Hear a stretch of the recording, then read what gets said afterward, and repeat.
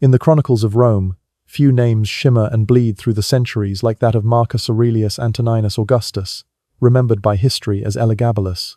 His name became a whisper for both blasphemy and fascination. A boy crowned by the gods, yet condemned by men. His story begins far from the marble heart of Rome, under the blinding sun of Syria, in a land where incense smoke curled into the heavens and the gods of the desert demanded both devotion and blood. The early 3rd century was not kind to Rome. The empire stood immense but fragile, its borders stretched thin, its generals ambitious, its treasury bleeding silver. The reign of Emperor Caracalla had ended in betrayal and assassination, leaving the Severan dynasty trembling. In the east, whispers filled the bazaars of Maesa, where the temple of the sun god, Elagabalus, towered like a jewel above the sands. Within its walls, the sacred black meteorite, believed to have fallen from the heavens, pulsed with divine mystery. Its young high priest, barely 14, with coal-lined eyes, and the bearing of a prince, was said to be chosen by the sun itself. That boy was Elagabalus. He came from a line of remarkable women who, in an empire ruled by men, learned to pull invisible strings of power. His grandmother, Julia Maesa, once exiled from court, had not forgotten the sting of humiliation. His mother, Julia Soaemias, carried in her veins both the ambition of the Severan bloodline and the mysticism of Syria. And together, they devised a plan so daring that it would shake the foundations of Rome itself. When Caracalla was murdered in 217 AD by his Praetorian prefect Macrinus, the empire seemed to belong to a usurper. Yet in the east, the legions still murmured the name of the fallen emperor, and Maesa seized her moment. Rumors began to spread through campfires and taverns. Caracalla had a secret son. The child was said to resemble him, not only in face, but in the divine fire that lit his eyes. Soldiers who had served Caracalla were told this boy was his blood, the rightful heir of the Severan throne. In the shadow of night, gold coins passed through rough hands, promises whispered, oaths sworn. The name of that supposed son was Elagabalus. To the Romans, it seemed absurd, a boy priest from a Syrian temple claiming Caesar's throne. Yet in those uncertain years, when emperors rose and fell with every sunrise, the impossible often became real. Julia Maesa and her daughter understood this. From their exile in Maesa, they plotted not only revenge but restoration. They would turn religion into rebellion, transforming divine worship into a political weapon. When the rebellion began in May of 218 AD, it was wrapped not in the smoke of battle, but in the perfume of prophecy. In the camp of the 3rd Legion at Raphania, Julia Maesa's agents presented the boy to the soldiers. Draped in purple, crowned with a gold circlet, he stood before thousands of armed men and declared, "I am the son of Caracalla, blessed by the sun god." Whether they believed or merely desired to believe did not matter. Faith was already a weapon. The legion acclaimed him emperor. Trumpets blared. The banners of the east were raised in defiance of Rome. Macrinus tried to crush the rebellion before it spread. He marched north, confident in his disciplined troops, but the tide of fate was already turning. At Antioch, under the burning Syrian sky, the legions met in chaos. The disciplined soldiers of the usurper found themselves overwhelmed by the zeal of men who believed they were fighting for both Rome and the sun itself. When the dust settled, the boy priest stood victorious. Macrinus fled, captured soon after while disguised as a courier. He was executed without ceremony, his head sent to the new emperor as proof of divine favor. And so, at 14 years of age, Elagabalus became the master of the Roman Empire. Yet the victory belonged not only to him, but to the women who had orchestrated every step. In their private chambers, Julia Maesa and Julia Soaemias plotted the delicate task ahead, how to make the Roman Senate bow before a child and a foreign god. To them, the boy was a symbol, a vessel of divine legitimacy. But to the boy himself, enthroned under the burning sun, it was destiny. The journey from Syria to Rome took many months, a procession more like a religious pilgrimage than a political triumph. The black meteorite of Maesa was carried at the center of the imperial caravan, veiled in silk and gold. Trumpeters announced its passage, priests sang hymns in the ancient tongue, and soldiers marched beside chariots draped in crimson banners, embroidered with the rising Sunday. Villagers poured out to see the new emperor, this beautiful, strange youth with painted eyes and solemn grace, who promised to bring light to a world drowning in corruption. But beyond the splendor lay something unsettling. Even before he reached Rome, rumors spread faster than his caravan. Reports from the east spoke of odd rituals, of dances that lasted through the night, of sacrifices performed under the glow of torches, of a young emperor who dressed not in armor, but in flowing silks. Senators whispered in disgust. Soldiers grumbled that they served a priest, not a general. Rome, proud and ancient, began to brace itself for what was coming. When the emperor finally entered Rome in the summer of 219 AD, the city fell silent. Crowds gathered to see him, the Syrian boy who now ruled the world. But instead of a Roman triumph, what they witnessed was something entirely foreign. Elagabalus rode through the streets in a gilded chariot drawn by white horses, the sacred meteorite glittering behind him under a canopy of gold. He wore jeweled robes and a diadem, like an Eastern king, his face painted in sacred patterns of the Sunday. To conservative Romans, it was blasphemy. To the emperor, it was revelation, for this was not merely a political victory. It was the dawn of a new faith. The black stone of Elagabalus, once the heart of a Syrian temple, was to be enthroned upon the Palatine Hill, the very center of Roman power. A magnificent temple was ordered to be built, the Elagabalus, where Jupiter himself would be made to bow to the new god of the Sunday. Rome, the eternal city of gods and emperors, would now worship the light of Syria. To his supporters, it was divine destiny. To his enemies, it was madness.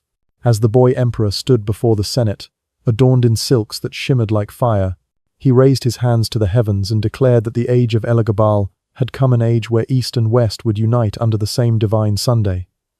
The senators bowed, but their hearts burned with resentment.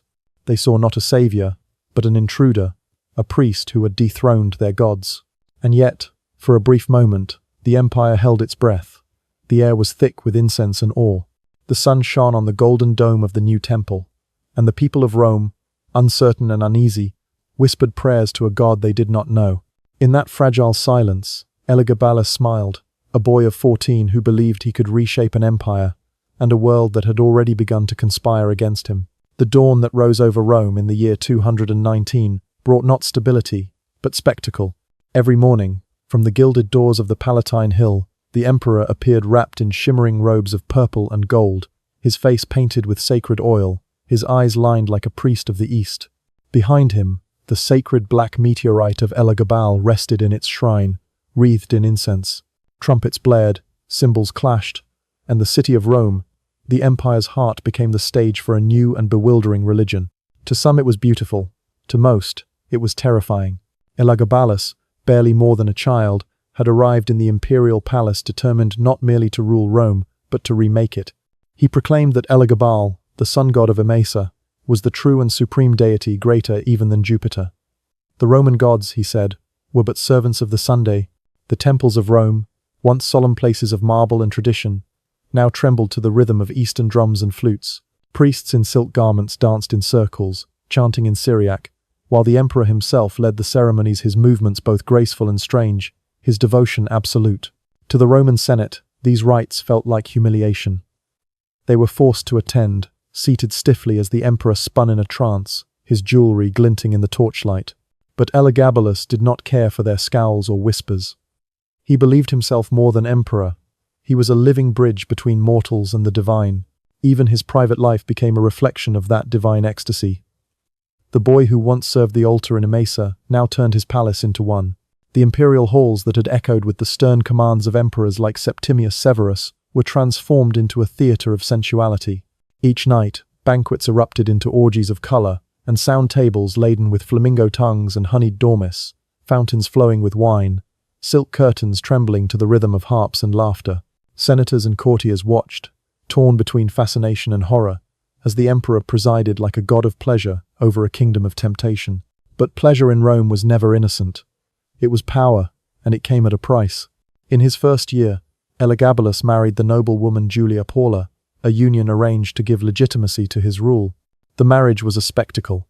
Golden petals rained from the ceiling, and the emperor arrived in robes that shimmered like sunrise. But within months, he grew bored. He dismissed Paula with cold indifference, sending her away with jewels and shame. Then came his next marriage, one that would shatter Rome's last restraint. He chose as his bride Aquilia Severa, a Vestal virgin, a woman consecrated to the goddess Vesta and sworn to 30 years of chastity. To marry a Vestal was not merely scandalous, it was sacrilege. Roman law decreed that any man who violated a Vestal was to be buried alive. Yet Elagabalus declared that this union was divinely ordained. claiming that the marriage would unite the god of the sun with the goddess of the hearth, fire to fire, heaven to earth. The wedding procession was said to blind onlookers with its opulence. White horses draped in gold, priests carrying torches of sacred flame, and the emperor himself dressed in a gown embroidered with suns and stars. The Senate seethed. The people murmured. The emperor smiled. For Elagabalus, there was no sin, only revelation. His palace became a labyrinth of mirrors and perfumes, where gender and power melted together. He took male lovers as openly as wives, the most infamous among them, a charioteer named Hierocles, whose bronzed body and fierce temper fascinated the emperor. Ancient writers tell us that Hierocles would strike him, and Elagabalus would beg for more, calling himself the charioteer's wife. Later came Zoticus, an athlete from Smyrna, whom the emperor married in full ceremony, wearing a bridal veil and offering dowry as any Roman bride would. At court, whispers grew darker. The emperor was said to seek physicians capable of transforming him physically into a woman, offering gold and land to anyone who could grant his wish. "Call me empress," he demanded of his servants. To conservative Romans, this was not eccentricity, it was apocalypse. But there was method beneath the madness. The emperor's transformation was not merely personal, it was theological. In his faith, the sun god encompassed both male and female, creation and destruction. His body became an altar of paradox. And in each ritual, each scandal, he believed himself closer to divinity. Still, the empire around him was beginning to fracture. The Senate found itself humiliated, forced to kneel before foreign idols. The army, Rome's backbone, began to grumble. Commanders complained that the emperor no longer visited the frontiers, that he had replaced military parades with dances of the Sunday. Veterans, once proud of their discipline, now sneered at an emperor who wore perfume heavier than any courtesans. Economically, the empire began to tremble. The boy god's endless ceremonies drained the treasury. Temples of marble rose while barracks crumbled. The emperor spent fortunes on banquets, jewels, and the construction of his new temple, the Elagabalus, where he performed sacrifices under the scorching midday Sunday. On one occasion, he ordered that all the sacred relics of Rome, the fire of Vesta, the Palladium of Troy, and the shields of Mars be brought and placed at the feet of the Syrian god, declaring that the heart of Rome now beat in the east. For the Romans, it was unbearable. Their festivals, once honoring Jupiter and Mars, were rewritten in the name of Elagabalus. Gladiatorial games were replaced with solemn religious processions. Wild beasts were released not for combat, but for symbolic pageants that left audiences yawning. Shopkeepers cursed the endless holy days that halted trade. The once thrilling roar of the Colosseum gave way to the monotonous rhythm of temple drums. In the streets, graffiti appeared crude sketches, mocking the emperor as the painted priest. Veterans spat on his image. Senators plotted quietly in shaded atriums. Yet within the palace, Elagabalus seemed untouched by it all. Surrounded by his silken courtiers, his Syrian priests, and his perfumed attendants, he believed the empire was being reborn. But the more he chased divine perfection, the more human hatred gathered around him. The palace that glowed with gold by day became a prison of whispers by night. Servants watched their words. Courtiers vanished after offending the emperor's pride. He rewarded loyalty with jewels and punished doubt with exile. Even his grandmother, Julia Maesa, once the architect of his power, began to see the danger.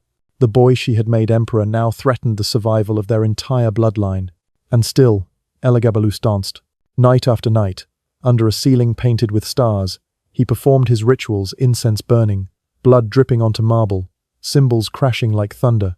He would raise his arms to the heavens and cry out to the sun, "I am your vessel." Outside the palace walls, Rome turned against him. Inside, he believed himself eternal. The stage was set for betrayal. The empire's patience was collapsing. The army's loyalty was cracking. And in the shadows of the imperial court, a new name began to whisper through the corridors. A cousin, young and mild, the opposite of everything Elagabalus had become. His name was Alexander Severus. The sun that once rose over Syria was beginning to set. By the winter of 221, the golden brilliance of the Sun Emperor had dimmed into shadow. What had begun as a reign of ecstasy now trembled on the edge of madness.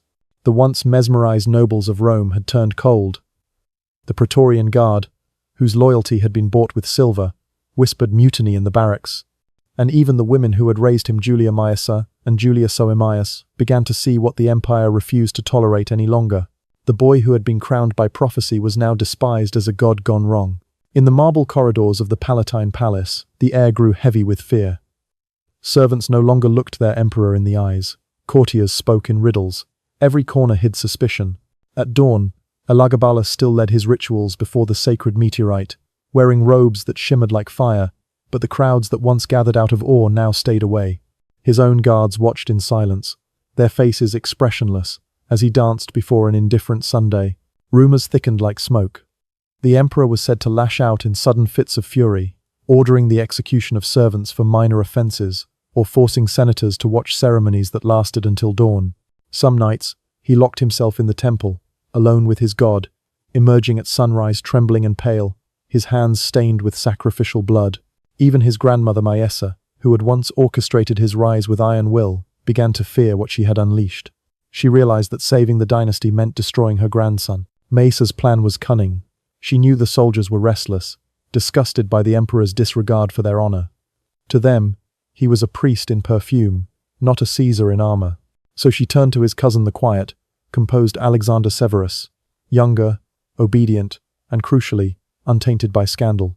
Maesa whispered to the generals that Alexander could restore Rome's dignity, that he would honor Jupiter and lead the legions once more. In secret, coins were minted bearing Alexander's image beside Elagabalus's, a subtle prophecy of succession.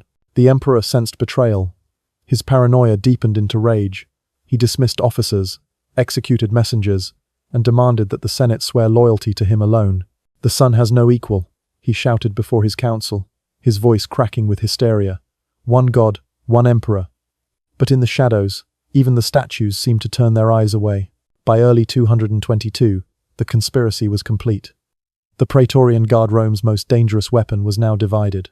Some remained loyal out of fear or greed, but most had shifted their allegiance to Alexander. The young cousin was hidden within the palace, guarded and praised as the empire's quiet hope. When Elagabalus discovered this, his fury knew no limits. He burst into the Senate chambers draped in gold, accusing his grandmother of treachery, his soldiers of betrayal, his gods of silence. "They conspire to eclipse the sun," he cried. "But I am the sun, I cannot be extinguished." His words echoed off the marble, but no one answered. In desperation, he summoned Alexander to the Praetorian camp, intending to humiliate or perhaps kill him in front of the guards. On March 11, 222 AD, under a grey Roman sky, the emperor rode out in a gilded chariot, his mother beside him.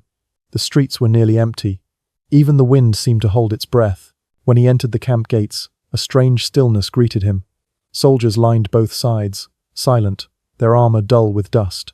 Elagabalus dismounted, expecting cheers, but none came. He looked to his cousin, pale, composed, surrounded by officers. Then, from somewhere behind the ranks, a cry rose. "Long live Alexander!" The echo spread like wildfire. Helmets turned. Spears clattered. A roar thundered through the camp, drowning out the emperor's frantic shouts. "Traitors!" he screamed. "You kneel before a child." But it was too late. The Praetorians surged forward. Elagabalus ran, his mother clutching his robe, trying to flee toward the temple inside the camp, the last sanctuary of his god. Soldiers blocked the path. Blades flashed. The emperor, once wrapped in silk, now stumbled through mud, his jewels torn from his hair. He called upon Elagabal, upon the sun, upon the heavens themselves, but the light had abandoned him. When they struck, it was swift and merciless. The boy who had dreamed of being divine was cut down like any mortal. His mother fell beside him, screaming his name. The guards dragged their bodies through the dust, through the streets of the capital that had once crowned him. The people, who had once whispered prayers to his god, now hurled curses and stones. Their corpses were mutilated, stripped, and paraded as trophies of Roman vengeance. At last, they were thrown into the Tiber River, the final humiliation reserved for traitors. The sacred black stone, his god, was taken from the Palatine Hill and sent back to Syria, its gleam now darkened by shame. The Elagabalium was rededicated to Jupiter, its walls scrubbed of incense and blood. Rome washed away the memory of the Sun Emperor with brutal efficiency. His name was erased from inscriptions, his statues shattered, his coins melted down. The Senate decreed a damnatio memoriae, the condemnation of memory. Officially, he had never existed. But memory is stubborn. Even as Rome tried to forget, his legend grew. In whispers and secret tales, people spoke of the boy who called himself the Son, of his beauty, his madness, his impossible desire to become both God and woman. The centuries that followed painted him in many colors: demon, lunatic, heretic, dreamer. Ancient chroniclers like Cassius Dio wrote of him with disgust, calling him the shame of the empire, a creature of vice and corruption. Medieval scribes turned him into a moral lesson about divine punishment. Yet modern scholars, peering through the layers of prejudice, saw something more complex: a youth consumed by belief, shaped by a world that feared what it could not understand. Was he truly insane, or simply ahead of his time? Was his worship of the sun an act of blasphemy, or an early glimpse of Rome's coming transformation, the slow drift toward monotheism that would, a century later, give rise to another faith from the East? In the flickering candlelight of history, Elagabalus remains a paradox, both monster and martyr, sinner and visionary. His reign, though brief, exposed the empire's deepest fractures, between East and West, faith and order, body and soul. Julia Maesa lived to see her other grandson, Alexander Severus, crowned as emperor.